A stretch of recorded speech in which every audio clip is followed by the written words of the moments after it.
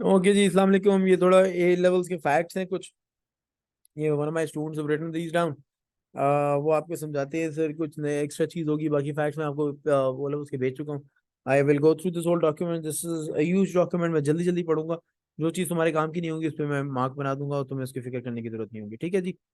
Just give me a minute. ठीक है जी, बिस्मिल्लाह करते हैं। ओके।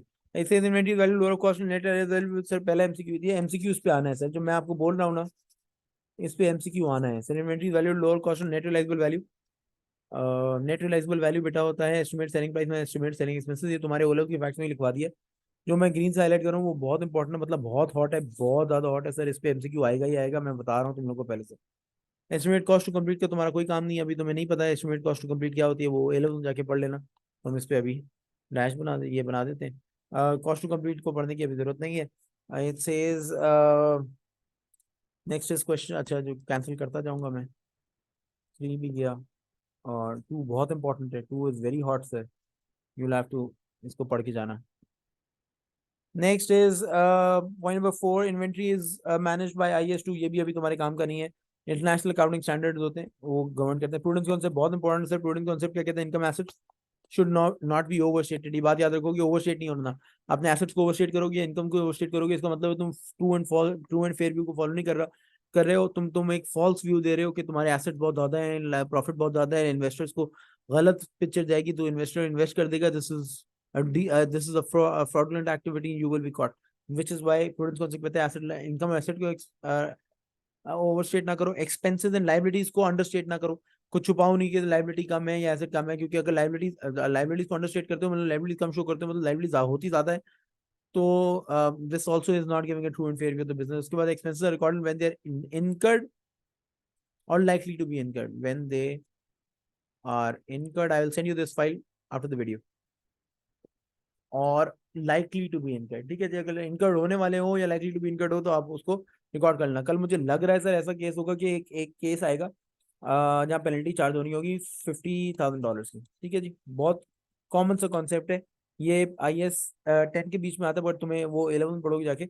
अभी समझना प्रूडेंस कॉन्सेप्ट की एप्लीकेशन है। तुम्हारे अब्दुल्ला के ऊपर केस हो गया, अब्दुल्ला को $50,000 कोर्ट में बुला लिया, अब्दुल्ला के ऊपर पेनल्टी लग रही है $50,000। अब्दुल्ला के जो लॉयर्स हैं, अब्दुल्ला के लॉयर्स कहते हैं, एक्सपर्ट ओपिनियन देते हैं कि सर 50% अबव एक्सपर्ट ओपिनियन होता है ना, अगर 50% अबव एक्सपर्ट ओपिनियन है कि ये चार्जेस लग जाएंगे, तो अभी लगे हो या नहीं लगे हो, कोर्ट का वर्डिक्ट आया हो नहीं आया हो, अगर लॉयर ने बोल दिया है कि 70% चांस है कि अब्दुल्ला पे ये पेनल्टी लग जाएगी, तो अब्दुल्ला को इसको अपना एक्सपेंस रिकॉर्ड करना पड़ेगा।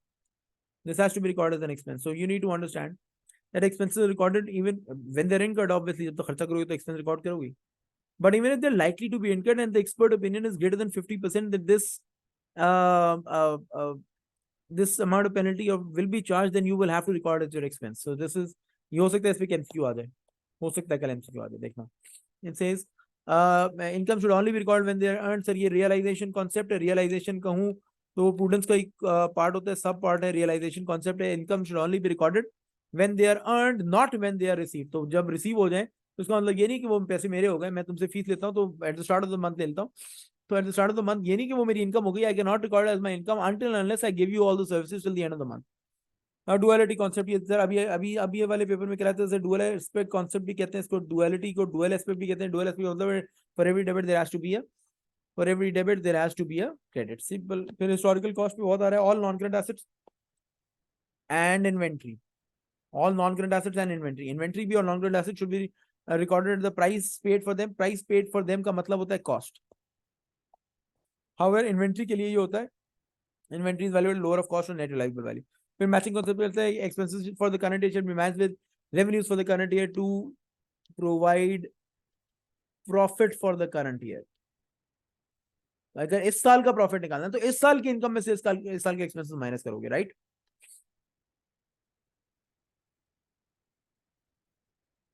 उसके बाद नेटबुक वैल्यू का अकाउंट तुम्हारे लिए नहीं है, मैंने सिखाया था आज, याद करना करना कोई मसला नहीं है इसमें। कैपिटल एक्सपेंडिचर आपको पता है sir, amount spend non current asset that would increase the life of the non current asset, these are added, these are generally one time expenditures, paint on new building, testing charges, building a foundation, 1 year sorry legal fees, legal और lawful जो charges होते हैं, property charges होते हैं। Revenue expenditure, day to day expenditure, revenue day to day expenditure run the business routine maintenance वाले expenditure होते हैं। Next is वो कहता है ये ठीक है जी। एसएलसी का format sir balance brought down है, ये बैलेंस, ये बात याद रखना यार, कल इस पे एमसीक्यू आ सकता है सर। अगर एसएलसी में क्रेडिट बैलेंस ब्रॉट डाउन है तो इसके रीजंस पूछ सकता है। इसके रीजन क्या हो सकते हैं तो बताएगा मुझे सर? मैं किससे बताऊंगा सर? रीजन मैं बताता हूँ आपको सर। रीजंस क्या हो सकते हैं कि sir over payment by customer, customer ने किसी ऑर्डर के लिए पेमेंट करना था, 2,000 पेमेंट करना, 20,000 कर दिया, तो हमने बोला ठीक है 18,000 आप हम आपका क्रेडिट है, आपको दे देंगे कभी रिफंड, जो भी पॉलिसी होगी, हर कंपनी की अलग पॉलिसी है। Over payment by customer or advances from customer. When the customer willingly gives you an advance to pre-book an item, these could be advances. These are not your asset until you deliver goods or services. These are going to stand as your current liability. That is there. That is why they're on the credit side, right? फिर credit sale है dishonour cheque, याद रखना dishonour cheque की entry journal entry, dishonour cheque की journal entry आएगी आएगी। अगर dishonour check पे क्वेश्चन बनेगा तो ये क्वेश्चन जनरली आएगा या तो कैश बुक के साथ आएगा या बैंक रिकंसिलिएशन के साथ है। डिसऑनर चेक की एंट्री सर ऐसे होती है, बताता हूँ आपको सर। बैंक दोबारा डेबिट हो जाता है, हमने जब बैंक से पैसे, हमने bank, my bad, hold on, इसको नहीं उठा। हाँ जी, डिसऑनर चेक का मतलब है कि एक आप चेक बाउंस हो गया, आपने पेमेंट रिसीव की थी, आपने छोटू को बोला कि भाई डेबिट कर दो, ठीक है उसने डेबिट कर दिया और उसने कस्टमर को क्रेडिट कर दिया। अब चेक गया बैंक में, गया बैंक में फोन आया, ब्रांच मैनेजर का फोन आया, भाई ये चेक बाउंस हो गया, आपको बैंक जो है आपके बैंक में पैसे नहीं आ रहे, तो आपने डेबिट किया हुआ था बैंक को, तो आप बैंक को क्रेडिट कर दोगे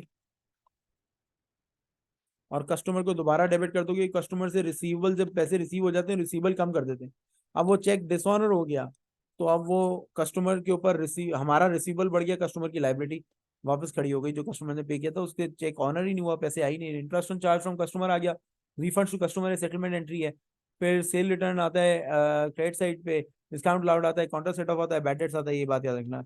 इसके साथ साथ मैंने ना इसकी सोर्सेज ऑफ सोर्सेज भी लिखी है, ये कहाँ कहाँ से मिलते हैं सर, तो वो मैं अभी रेड से लिख देता हूँ दोबारा ताकि तुम्हें नजर आ जाए, ठीक है जी। ये देखना, रिसीट्स कहाँ से मिलेंगी? कैश बुक से। सेल रिटर्न कहाँ से मिलेगा? सेल रिटर्न जर्नल से। डिस्काउंट अलाउड कहाँ से मिलेगा? कैश बुक से। Contract set off general journal से। बैड डेट्स जनरल जर्नल से। क्रेडिट सेल सेल जर्नल से। डिसऑनर चेक्स कैश बुक से। Interest on customer general journal से। Refund to customer cash book से, ठीक है जी, याद रखोगे। Sources of information in SLC PLC है, ये बात याद रखना। ये एसएलसी और पीएलसी बनता है सर, ये मेरी एक एक अल्फाज याद रखना, कल एसएलसी पे क्वेश्चन आएगा इस तरह का, सर एसएलसी और पीएलसी में एंट्री सिर्फ बुक्स और प्राइम एंट्री के थ्रू होती है, टी अकाउंट्स के थ्रू या लेजर्स के थ्रू नहीं होती। टी अकाउंट को लेजर्स भी कहते हैं, लेजर्स के थ्रू नहीं होती है, डायरेक्ट एंट्री होती है, बुक और प्राइम एंट्री से डायरेक्ट इधर एंट्री होती है सर। पीएलसी की लाइबिलिटी है सर, पीएलसी में भी अगर ये डेबिट साइड पे बैलेंस ब्रॉट डाउन आ जाए तो इसके रीजन वही हैं जो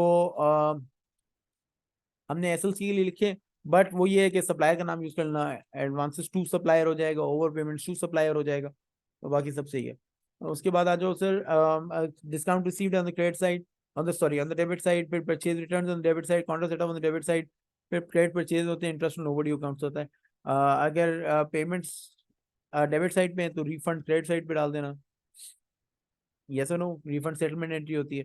अब इनके हम वो देख लेते हैं सर, पर्पल से मैं लिख देता हूँ सर, इनके सोर्सेज ऑफ ये कहाँ से मिले, पेमेंट कहाँ से आ रही है? कैश बुक से मिल रहा है, डिस्काउंट उसी कैश बुक से मिल रहा है, परचेज रिटर्न जर्नल से मिल रहा है, कॉन्ट्रैक्ट ऑफ जनरल जर्नल से मिल रहा है, ट्रेड परचेज परचेज जर्नल से मिल रहा है, और इंटरेस्ट नोबडी अकाउंट्स जो है वो आपको जनरल जर्नल से मिल रहा है, याद रखना। वो कहता है item not including control account, ये बहुत याद रखना, this very very important, very hot sir, very very important again, I am telling you Rehan, ये याद रखना, ये आएगा कल सर। तो प्रोविजन फॉर डाउटफुल डेट नहीं आता, कैश सेल नहीं आती, कैश परचेज नहीं आती, ये बात याद रखो, ये तीन चीजें। Balance of suspense account is the balance shown on the shorter side, ये बात याद रखोगे, स्मॉलर साइड पे एंटर होता है। ट्रू एंड फेयर व्यू होता है, ट्रू एंड फेयर व्यू एक कॉन्सेप्ट है। It says all amounts appearing on the financial statement should present a realistic value. Realistic value. So all amounts should have a realistic existence to themselves. ये बात याद रखना। उसके बाद है goodwill, goodwill हमारे कोर्स में नहीं है, हम इसको कट कर देते हैं। आइटम जनरल जर्नल, ये बहुत इंपॉर्टेंट है, very hot again sir. General journal में एंट्री में, जनरल जर्नल में क्या क्या आता है? जनरल जर्नल बोला है, जनरल लेजर नहीं बोला। जनरल जर्नल में क्या क्या आता है? Contra set off sale of non current asset on credit, purchase of non current asset on credit, correction of errors, ये सारे के सारे जनरल जर्नल के एंट्रीज हैं। ये चार के चार याद करके जाना। This document has to be rote learn, मैं बता रहा हूँ, रोट लर्न नहीं किया तो फेल हो गए, ये बहुत इंपॉर्टेंट है, बहुत इंपॉर्टेंट डॉक्यूमेंट है। Discount received is seen on the credit side, discount received अगर क्रेडिट साइड पे तो डिस्काउंट लाउड किधर होगा? It is seen on the debit side. अगर कैश बुक बना रहे हो तो कैश बुक में 3 कॉलम कैश बुक है, इसमें डेबिट साइड पे डिस्काउंट अलाउड आएगा, और 3 कॉलम कैश बुक में क्रेडिट साइड पे डिस्काउंट रिसीव्ड आएगा। ये बात याद रखो, ठीक है जी। वो कहता है कंसिस्टेंसी, ये सारे एमसीक्यूज के ही हमने इसी तरह बनाए। कंसिस्टेंसी कॉन्सेप्ट कहता है all accounting rules and policies method rule policy should be applied consistently unless the change is necessitated by law और the change brings about a more realistic valuation, sorry।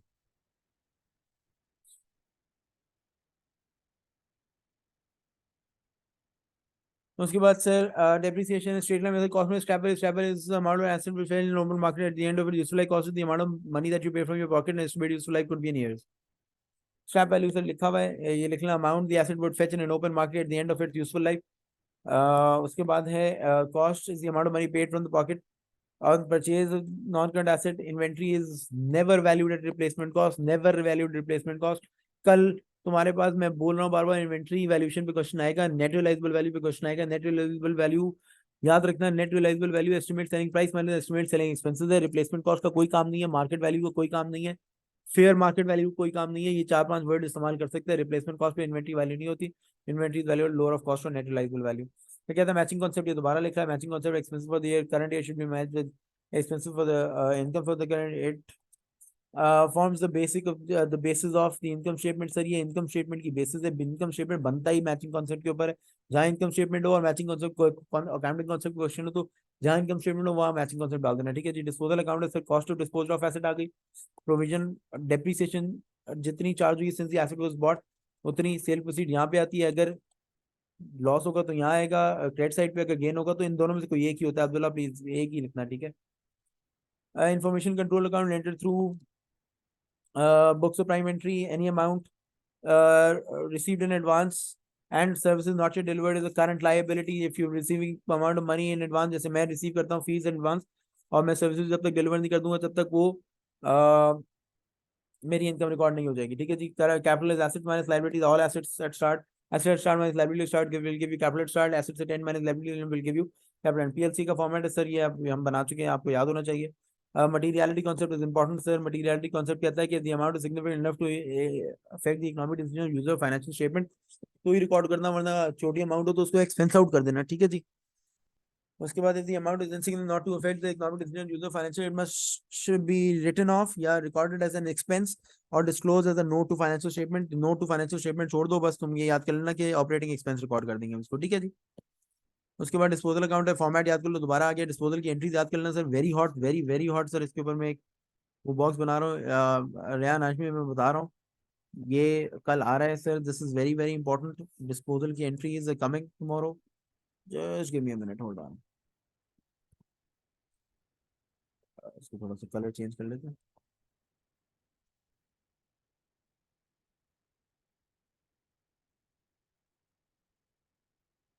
This is very very important, इसको पढ़ लेना sir. To write off cost, disposal debit होता है, cost credit होता है। मैं यहाँ लिख भी देता हूँ, थोड़ा सा गंदा हुआ है शायद ये। सो डिस्पोजल डेबिट है, कॉस्ट क्रेडिट है, फिर प्रोविजन फॉर डेप्रिसिएशन डेबिट है और डिस्पोजल क्रेडिट है। And उसके बाद गेन और loss on disposal, disposal debit है, अगर गेन होगा तो गेन क्रेडिट होता है, इनकम स्टेटमेंट क्रेडिट होती है, गेन नहीं लिखना, इनकम स्टेटमेंट लिखना। और डिस्पोजल डेबिट होगा, ये क्रेडिट होगा। और ये भी एक और सर, ये साइड पे एक चौथी एंट्री है, वो भी बहुत इंपॉर्टेंट है। वो 4 एंट्रीज होती है डिस्पोजल की, चारों एंट्री याद करके जाना, ठीक है। कैश एंड बैंक डेबिट हुआ हुआ है और डिस्पोजल क्रेडिट हुआ, ठीक है। रीजन फॉर डेप्रिसिएशन मैंने तो बता दिया था, तीन जो मैं आंसर पूछती हम तीन आपको बता रहा था, वो तीनों चीजें यही है sir. It is fall in the value for non current asset due to use over time, to spread the cost of the asset over use to match the benefits of using the asset against the cost of using the asset, ठीक है जी। Expense account है sir, POOP, P O O P, payments on the debit side. ये 4-5 चीजें बहुत important है, पूप देख लेना। ये देखो, इनकम का अकाउंट नहीं बना हुआ, इनकम को बना देते हैं, यहीं पे ओपो बना लेते हैं जल्दी से। ओइंग ब्रॉट डाउन, ये ओ है, ये है prepaid brought down, hold on, ये पी हो गया, फिर दूसरा पी ये रहा, और दूसरी ओ ये रहा, prepaid carried down, owing carried down. इसमें रिसीट्स होती हैं, इनक पेमेंट नहीं होती क्रेडिट साइड पे, और ट्रांसफर टू इनकम स्टेटमेंट, ठीक है जी। ये इनकम का अकाउंट है। इनकम के अकाउंट में ओपो होता है, याद रखोगे, ओ पी पी ओ, ठीक है जी। Business entity concept, transaction personal nature are separate from transactional business nature, owner separate from the business, ठीक है जी। उसके बाद है रियलाइजेशन कॉन्सेप्ट है, incomes are only recorded when they're earn, not when they're received, ठीक है। सब्सटेंस ओवर फॉर्म है, ये एक नया ये अभी तक एमसीक्यू आया नहीं है इसके ऊपर, मगर ये याद रखना, हो सकता है कल आ जाए, इसको पढ़ लेना कि ये लीज एसेट्स की तरह होता है। जैसे मैंने अपनी गाड़ी लीज कराई हुई है, अभी मैंने पेमेंट पूरी नहीं हुई है, मगर फिर भी मैं उसको यूज कर रहा हूँ, मैं अपना नॉन करेंट एसेट कहता हूँ उसको। तो that substance of the asset is with me, but the actual form, the actual ownership is with the bank, that's what you call. इसको पढ़ लेना, इसमें कोई प्रॉब्लम तो मुझसे पूछ लेना, ठीक है जी। Then again, reduction provision for doubtful debt is an income, increase in provision for doubtful debt is an expense. Always compare the net book value with the revalued, revalued amount। आपका कोई काम ही नहीं है, आप इसको छोड़ दीजिए, मैं इसको बॉक्स बना देता हूँ इसके अगेंस्ट, ये आपका काम नहीं है, ये लेवल का काम है, ठीक है जी। या कोई काम नहीं। Next is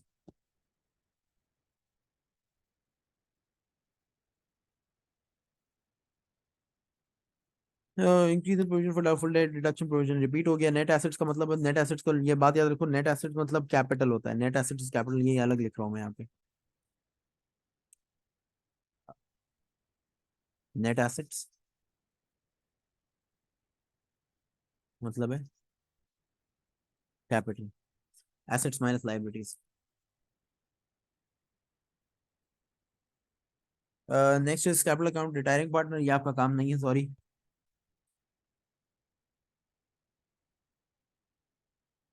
bonus share general entry revaluation आपका काम नहीं है। यहाँ पे gross profit markup, markup gross profit, ये स्टूडेंट बेकार थी, नहीं बेकार नहीं थी, इसका ये आया था, एचआर आया था in fact.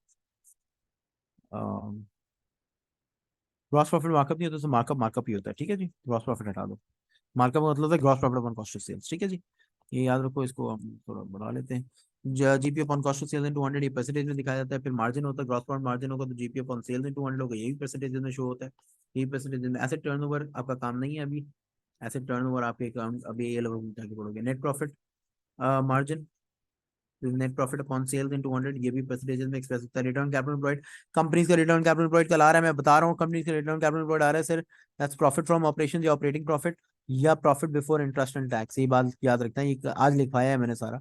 Profit from operation upon ordinary share capital, plus preference share capital, plus general reserve, plus retained earnings, plus non current liability. अब नॉन करंट लायबिलिटी जो कंपनी में होती है ना, वो डिवेंचर्स ही होते हैं, और ये परसेंटेज में होता है, तो मल्टीप्लाई 100 जरूर कर देना, ठीक है। कैपिटल एम्प्लॉयड एनसी प्लस सी माइनस सीएल, या owners capital plus non current liability, याद रखोगे। उसके बाद है स्क्रैप वैल्यू, रेजिडुअल वैल्यू हम कर चुके हैं दोबारा। फिर डेप्रिसिएशन स्ट्रेट लाइन मेथड, ये क्रॉस में स्क्रैप वैल्यू यूजफुल लाइफ भी कर चुके हैं। इनवॉइस के ऊपर आज क्वेश्चन आया था, आज बड़ा मजा आया इस क्वेश्चन करने में। सर इनवॉइस आपने किसी ने देखी नहीं, तो वो याद करो, 34,000 जो क्रेडिट डिस्काउंट माइनस कर दिया था हमने, 34,000 आ चुका था, इसमें से हमने कैश डिस्काउंट माइनस करना चाहिए था, मगर हमने नहीं किया, क्योंकि इनवॉइस की अमाउंट पूछ रहा था। सर ये तुम्हारे डिफिकल्ट क्वेश्चन में एक एमसीक्यू है, प्लीज इसको अटेम्प्ट करना। I will try and highlight this out, ठीक है जी।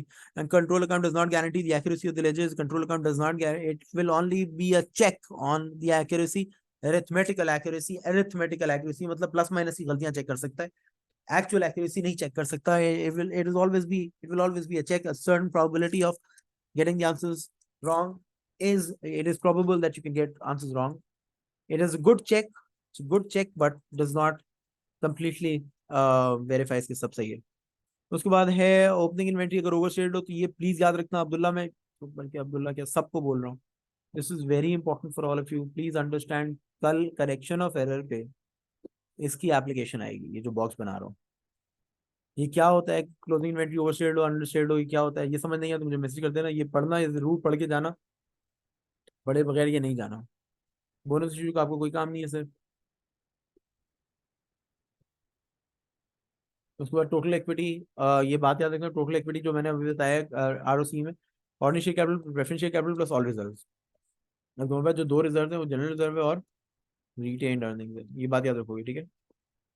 जैसे कि 20 मिनट में दूसरी वीडियो अपलोड करके आ रहा हूँ कि जी आई एम बैक। वो उधर मैं उधर उसको रिकॉर्ड वो यूट्यूब पे अपलोड करने के लिए डाल के आया हूँ सर। वापस आते हैं, मनी मेजरमेंट कॉन्सेप्ट भी कल आ रहा है sir. Anything that can be measured in terms of money, इसको मॉनेटरी वैल्यू जैसे को फाइनेंशियल एस्टिमेट जैसे कि वो रिकॉर्ड होगा, जैसे love feeling, skill knowledge expertise experience, इसका कोई फाइनेंशियल एस्टिमेट नहीं होता तो ये रिकॉर्ड नहीं होगी, ठीक है जी। इस पे एमसीक्यू आ सकता है, ये याद रखोगे सर, एमसीक्यू आ सकता है मनी मेजरमेंट में। Skill knowledge experience can not be given a financial estimate and they not record in the books of accounts, ये याद रखोगे। When applying the reducing balance method, scrap value and useful life are not to be taken into account. जब reducing balance method होगा, जब reducing balance method होगा तो scrap value और useful life को इग्नोर कर देना, क्योंकि जो परसेंटेज ऑफ रिड्यूसिंग बैलेंस निकलता है ना, जो परसेंटेज होती है 25%, 20%, उसमें ये सारी चीजें कंसिडर की हुई होती है। तो अगर क्वेश्चन में अलग से दिया हुआ तो उसको रिड्यूसिंग बैलेंस में यूज नहीं करना, स्ट्रेट लाइन मेथड में यूज करना। Disposal account is maintained in the general journal. Disposal account कहाँ होता है सर? डिस्पोजल अकाउंट में नहीं पता किधर बनता है, तो ये जनरल लेजर में बनता है। सॉरी, जनरल जनरल बोल रहा हूँ, ये गलत है। दिस इज जनरल लेजर, ठीक है जी। एनआरवी तुमने पढ़ लिया है, गोइंग कंसर्न पढ़ लेना। The business will continue to operate in the foreseeable future. Receipts और इनकम सर, ये ओप्पो, फिर इनकम का अकाउंट आ गया, ओप्पो का अकाउंट। रिसीट्स में क्लोजिंग पीरियड ऐड कर दो, ओपनिंग पीरियड माइनस कर दो, ओपनिंग एक्रूड ऐड कर दो, क्लोजिंग पीरियड माइनस कर दो, इनकम आ जाती है। Inventory is unsold stock, unsold inventory, unsold stock at the end of the year and the start of the year, whatever it is. ये वापस रिपीट हुआ हुआ है, देख लेना। Whenever dividends are given as the percentage, apply the percentage of the value of ordinary share capital। अगर dividend given है 2%, तो डॉलर्स ऑफ ऑर्डिनरी शेयर का मतलब $10,000 है, उसका 2% निकालना। अगर 0.02 पर शेयर है तो नंबर ऑफ शेयर निकाल देना। वेन एवर डिविडेंड, ये बहुत इंपॉर्टेंट पॉइंट है सर, इसको आप रिवाइज करेंगे, इसको रिवाइज किए बगैर नहीं सोएंगे। This point is very important. इसकी एग्जाम्पल भी यहाँ लिख देता हूँ सर, इसकी एग्जाम्पल लिख लेते हैं। इट्स कहते हैं 10,000 ऑर्डिनरी शेयर्स हैं ऑफ $0.5 ईच। तो टोटल वैल्यू कितनी होगी सर? अगर 10,000 ऑर्डिनरी शेयर 0.5 तो $5,000 होगी। इसमें क्वांटिटी ऑफ शेयर्स कितनी है? 10,000। अब वो कहता है शेयर्स इंटरिम डिविडेंड हुआ है या फाइनल डिविडेंड पे हुआ है, इंटरिम पेड हुआ है, पेड है। कहते हैं $0.02 पर शेयर बोला है इसने, तो तुम 10,000 से 0.02 को मल्टीप्लाई करोगे, ये बात याद रखोगे, तो तुम्हारे पास आ जाएगा $200। You understand this? हाँ, अगर यही बोलता कि 3% इंटरिम डिविडेंड पे हुआ है, 3%, तो 3% फिर 5,000 का 3% बनता है, डॉलर्स का 3% बनता है, ठीक है जी। ये बात याद रखोगे, ये 1,500 आ जाता है। तो डिपेंड करो, डिविडेंड दो तरीके से आता है, याद रखना। आरओसी पीबीआईटी सर, पीबीआईटी का दूसरा नाम हमने लिखा है, आज आज ही हमने सीखा है। पीबीआईटी का दूसरा नाम है ऑपरेटिंग प्रॉफिट। क्या नाम है? ऑपरेटिंग प्रॉफिट या प्रॉफिट फ्रॉम ऑपरेशन, राइट। उसके बाद है क्विक रेशियो है, current asset minus closing inventory, current liability, ये सारे फॉर्मूला आ गए। ये फॉर्मूला एवरेज इन्वेंटरी मतलब opening inventory plus closing inventory, दोनों को ऐड करना, डिवाइड बाय 2 कर देना, तो एवरेज इन्वेंटरी आ जाएगी। Error in book of prime entry है, तो अच्छा ये छोड़ दो, ये तुम्हारे काम का नहीं है, सॉरी। ये सेल कंट्रोल अकाउंट रिकंसिलिएशन है, ये अभी हमने नहीं किया। नेट करंट एसेट का मतलब है करंट एसेट का, नेट करंट एसेट का दूसरा नाम है sir working capital. Working capital current asset minus current liability, याद रखना। This also is very hot sir, ये आज तक आया नहीं, अभी तक आ सकता है। क्यूमुलेटिव प्रेफरेंस शेयर सर, वो होते हैं जिनके dividends carry forward, arrears of dividends carry forward to the next year. आपको पता होना चाहिए, बस इसकी कोई खास अहमियत नहीं है अभी ओ लेवल में। Current ratios, current asset upon current liability, transfer to general reserve, does not affect equity, does not affect equity at all, ये गलत लिखा है इसने, इक्विटी मतलब एक रिजर्व दूसरे रिजर्व में कन्वर्ट हो रहा है, तो रेवेन्यू रिजर्व पे भी कोई इफेक्ट नहीं है और इक्विटी भी कोई इफेक्ट नहीं है, टोटल इक्विटी पे भी। Working capital current assets current liability है। फिर इन्वेंट्री टर्नओवर इन डेज है सर, इन्वेंट्री होल्डिंग पीरियड कहते हैं इसको। क्या कहते हैं? इन्वेंट्री होल्डिंग पीरियड, कितने टाइम तक इन्वेंट्री होल्ड किया आपने। Inventory turnover in days collection, sorry trade receivable turnover in days collection period कहलाता है। Trade payable turnover days payment period कहलाता है। ट्रेड रिसीवेबल टर्नओवर का मतलब कितने दिन के बाद, कितने after how many days your customers pay up on average. And trade payable turnover is the amount is कितने टाइम के बाद आपके ट्रेड पेबल आपको पे ऑफ कर देते हैं, आप अपने ट्रेड पेबल को पे करते हैं, सॉरी। नॉमिनल वैल्यू का मतलब होता है पार वैल्यू, ये बात याद रखना, transfer general does not affect total equity, ये लिखवा दिया है। Nominal value is par value, sorry ये जो है ना शेयर होल्डर्स इक्विटी, ये यहाँ चल रहा है, सॉरी, ठीक है जी, ये शेयर होल्डर्स इक्विटी है, ठीक है जी। कैपिटल रिजर्व आपके पास अभी तुमने पढ़ा नहीं है, तो कैपिटल रिजर्व को कट कर दो, ठीक है।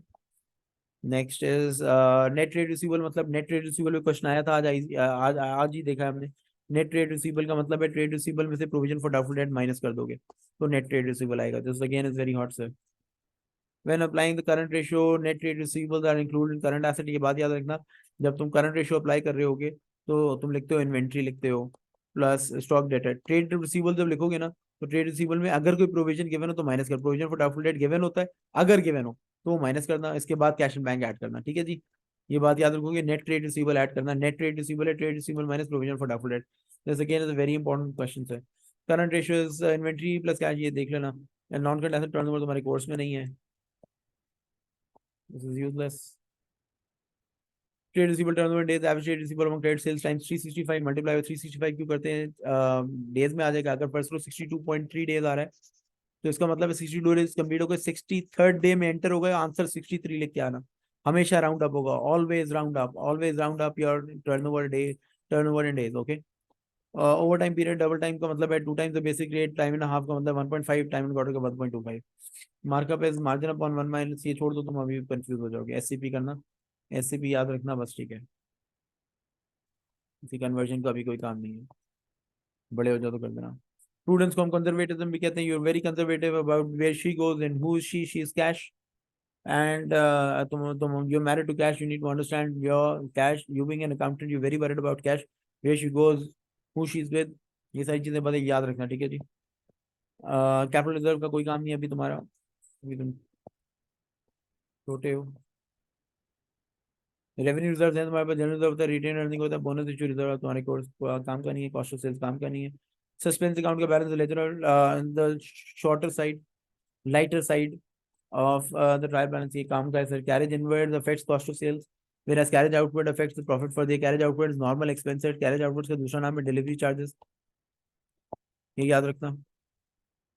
उसके बाद carriage inwards understated हो तो क्या होता है इफेक्ट, ये पढ़ लेना।